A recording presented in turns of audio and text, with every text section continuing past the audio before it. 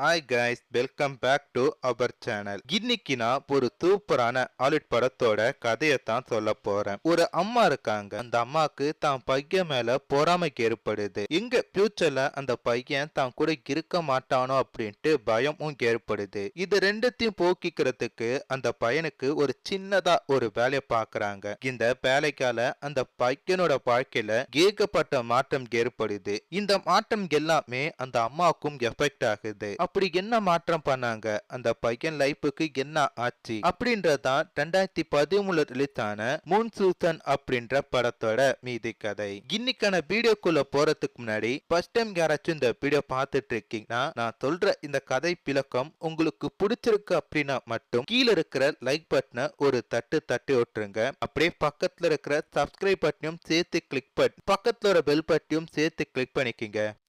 நீங்க கேட்டுக்கொண்டிருப்பது தமிழ் பாய் சேனல். நான் ஹரிகரன். வாங்க நம்ம ஷோக்குள்ள போலாம். இந்த படத்தோட தொடக்கத்திலே ஒரு குட்டியான வீட்டை காட்டுறாங்க. இந்த வீட்டுக்குள்ள ஒரு பையன் வெளியூர் போறதுக்காக பேக்கிங் பண்ணிட்டு இருக்கான். வெளியூர்ல போய் காலேஜ் படிக்கணும் அப்படின்றதுக்காகத்தான் பேக் பண்ணிட்டு இருக்கான்.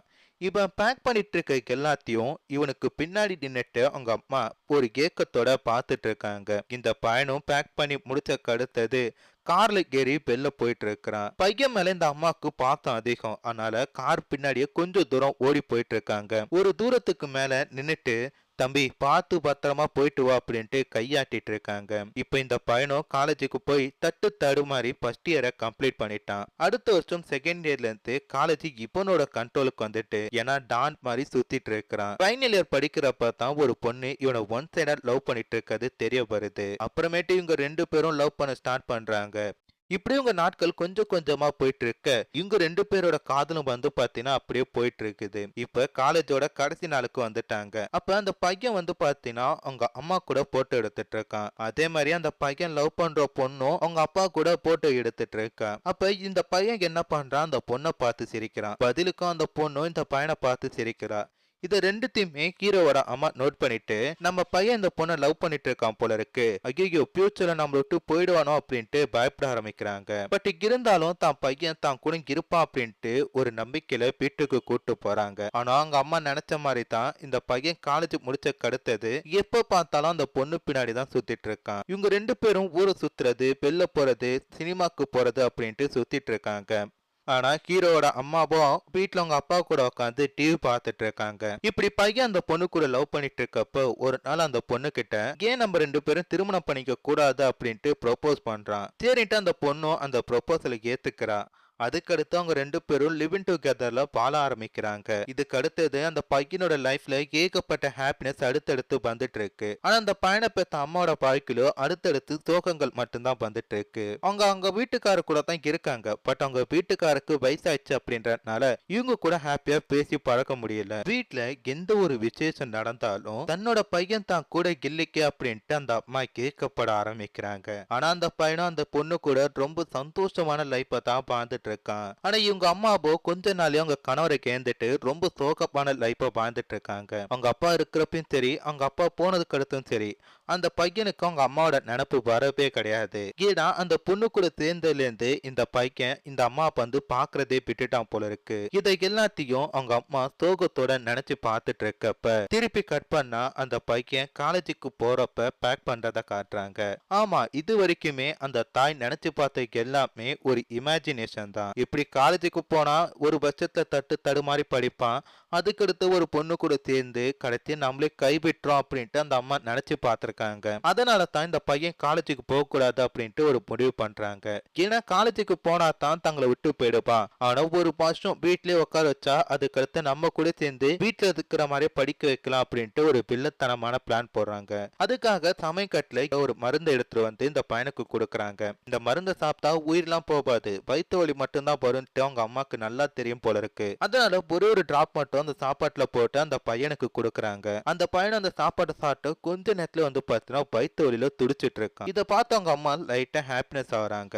ஏன்னா இந்த பையனுக்கு வயிற்று வலிக்குதுன்னா கண்டிப்பா ஃபுட் பாய்சன் ஆயிருக்கும். அப்ப கண்டிப்பா வீட்டுல தான் இருக்கணும், அவன் காலேஜுக்கு போக முடியாது. காலேஜுக்கு போனா தானே ஒரு பொண்ணு லவ் பண்ணுவான், நம்மளை விட்டு போயிடுவான் அப்படின்ட்டு அவங்க அம்மா நினைச்சிருக்காங்க. அதுக்கேத்த மாதிரி இந்த பையனை வந்து பார்த்தீங்கன்னா வயிற்று வலியில துடிச்சிட்டு இருக்கான். அவங்க அம்மாவும் வீட்டுல இருக்க சில மெடிசன் எல்லாம் கொடுத்து அந்த வயிற்று வலியை போக்குற மாதிரி நடிச்சிட்டு இருக்காங்க. இப்படியே வந்து பாத்தீங்கன்னா நாட்கள் 2-3 நாட்கள் போயிட்டு இருக்கப்ப அந்த பையனோட காலேஜுக்கு திறக்கிறதுக்கான டேட்டும் பக்கத்துல வந்துட்டு இருக்கு. இத பார்த்து அவங்க அம்மா ஒரு நிமிஷம் சந்தோஷப்படுறாங்க. ஏன்னா காலேஜோட ஓப்பனிங் டேட் வந்துட்டு இதுக்கு அடுத்து இவன் காலேஜுக்கு போனினா கண்டிப்பா இவன் காலேஜ்ல சேர்த்துக்க மாட்டாங்க அப்படின்ட்டு அவங்க அம்மாக்கு நல்லா போய் தெரிஞ்சிருக்கு.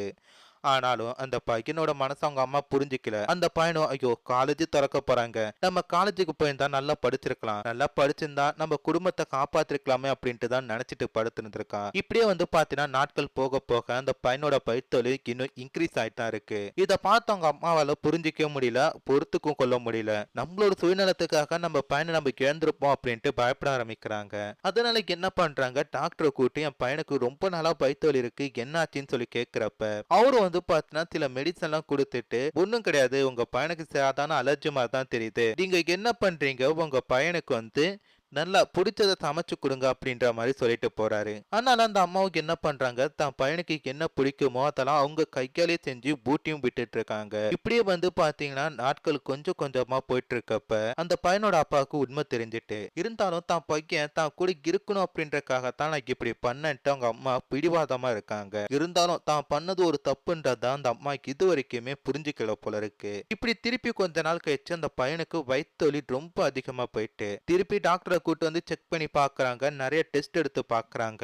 ஆனா அந்த டெஸ்ட் ரிப்போர்ட் முடிவுல அந்த டாக்டர் உங்க பையனை காப்பாத்துறது ரொம்ப ரொம்ப கஷ்டம் அப்படின்ட்டு போயிட்டாரு. இதனால அந்த அம்மா தான் பண்ண தவறை இப்பதான் உணர ஆரம்பிக்கிறாங்க. இந்த பையன் காலேஜுக்கு போயிருந்தா ஒரு பொண்ணை பார்த்திருப்பான், அப்படி அந்த பொண்ணை பார்த்தா அந்த பொண்ணை கல்யாணம் பண்ணிட்டு அந்த பொண்ணு பின்னாடியே போயிருப்பான், நம்மள பார்க்க மாட்டான் அப்படின்ட்டு தான் அந்த அம்மா நினைச்சு பார்த்தாங்க. ஆனா கடைசியில அந்த பையன் இறக்க போறான்னு தெரிஞ்சதும் அவங்க அம்மா தான் பண்ண தப்பு உணர்ந்து ரொம்பவே ஃபீல் பண்ணிட்டு இருக்காங்க. பட் விதி என்ன பண்ண முடியும், ஆனா கொஞ்ச நாள்லயே அந்த பையன் இறந்து போயிட்டான். இப்படி ஒரு பொசசிவ்னஸ்னால தான் பையனை அவங்க இழந்த நினைச்சு அவங்களும் ரொம்பவே ஃபீல் பண்ணிட்டு இருக்காங்க. என்னதான் பையன் காலேஜ் படிக்க போனாலும் எப்படியும் தன்னோட கண்ட்ரோலுக்கு இருப்பான்ட்டு அவங்க தாய் நினைச்சு அந்த பையன் மேல நம்பிக்கை வச்சு அவனை அனுப்பியிருந்தா கண்டிப்பா அவன் உயிர் காப்பாற்றப்பட்டிருக்கும். ஸோ இதோட பாத்தீங்கன்னா இந்த படத்தோட கதையை முடிக்கிறாங்க.